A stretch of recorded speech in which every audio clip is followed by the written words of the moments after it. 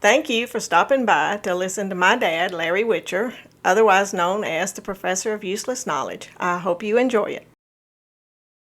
Okay, let's get the professor in here. Come on in, Larry. Man, I'm coming in. Oh, good morning to you. And good morning to you and everybody else. And I'm having a better day than I did yesterday and day before yesterday. Okay, that's good. Well, Miss Faye, see, her and Allison cleaned the Wayfarers Hotel uptown. I guess you'd say uptown because it's upstairs over the beaches and the music hall. Oh, yeah.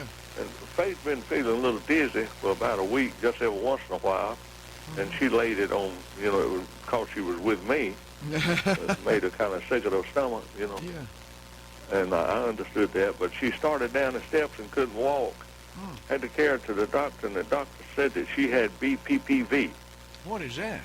That's benign paroxysmal positional vertigo. Oh. Now, I didn't have no idea what that doctor's talking about. No. But, and Miss Faye didn't either, but yesterday I carried her, and they treated with therapy, Julio. Mm-hmm. I said, there ain't no way you can do nothing like that, Faye. You need to get you some medicine. Yeah. But, see, in your inner ear, there's 3 channels. Mm-hmm. And in them channels, it's got little calcium particles in there, and they call them rocks.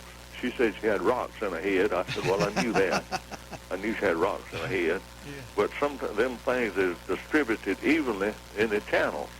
But sometimes they'll get confused and clump up together. Now those little particles tell you when you stand up which direction you're walking in. Yeah, I see. And if they get all clumped up and out of position, your head don't know which way it's going. Yeah. So you just stagger around. So carried her up to this treatment place up at Duluth. And I went back there and said, come on back here, because I had to time her. And he laid her down on a bed and pushed around on her head. And then finally he got up. I just packing her down like I would be wrestling her. Yeah. I started to get up and hit him. But I was keeping up with the time, and I couldn't. If I'd have got up, just packed her down there. And finally when he got up, he said, now I want you to stand up on your tiptoes and slam your heels down against the floor as hard as you can 3 times.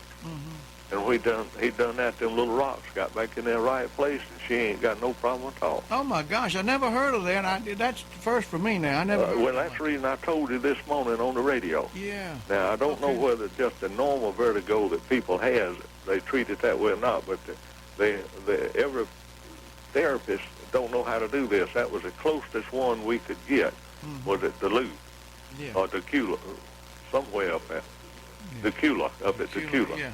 So we got up there, but she's just fine now. He said, if you feel any dizziness today, come back and we'll do it again. If you don't, I'll see you next trip. How about that? That may be good for the people who's listening who may have had trouble with vertigo. Yeah, if you got that, this is the terriblest she's ever had. I mean, she couldn't tell. She couldn't get up. She couldn't stand up. She lay down on the bed, and she still wasn't laying down. She said, I'm not laying down on the bed. I said, honey, you laying flat on your back. Yeah. She said, but that's got to be a bad feeling. I'm still moving.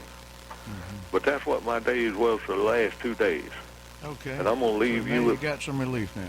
Okay. I am too. So I'm going to leave you with this for all weekend. Okay. The old man lived in the neighborhood, and him and his wife argued a lot. Now, when you don't argue with your wife if you don't have one, but they argued constantly, and he'd yell out at her, said, when I die, I'm going to dig my way back out, and I'm going to haunt you the rest of my life.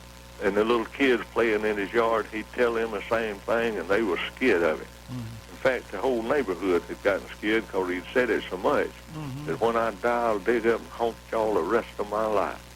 At 98 years old, the old man died, Julio. And after they had the burial and all got back together, so one of the ladies asked his wife, he said, now, I just want to know, said, are you really concerned about him digging himself up and haunting us? Wife said, let him dig. Said, let him dig. Said, what he don't know is I had him buried face down. Okay, then. Thank you, Mr. Know-it-all. Okay. Well, that ought to hold it till Monday. Okay, Larry.